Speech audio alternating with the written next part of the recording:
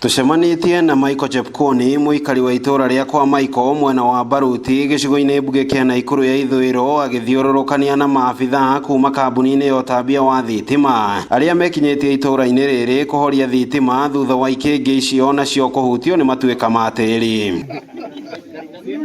Matuika maya maracungiriirio ni muihuro wa mai kware-ini cia muthanga mwena uyu wa kwa Ronda kuria rori ithano cia gukua muthanga hamwe na matinga irakunikirwo hwa-ini. Hapa barabara ilikatika kwa ajili ya ilikuwa na cracks ambao tangu wakati ambao juzi iliponyesha, na si juzi peke yake, wakati mvua ikikuja sasa pato inasonga.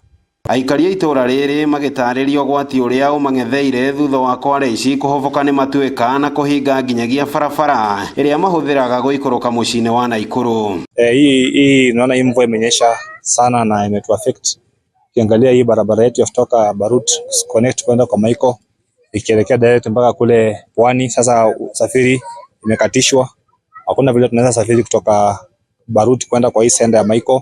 Sasa hii barabara hii venye tumekuwa tukiimba tukisema kila siku tusaidiwe, ni source of income ama source of kazi kwa vijana, lakini ni life threatening kwa sababu wengi wame lose maisha yao hata kwa bila hata mvua imekuwa ikinyesha na sink, watu wanazikwa ndani.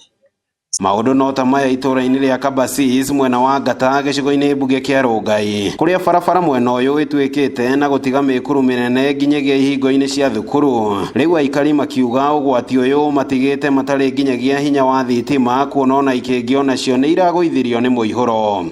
Tutarajia kwamba shule itafunguliwa hivi karibuni kwa sababu tunahofia usalama wa watoto wetu.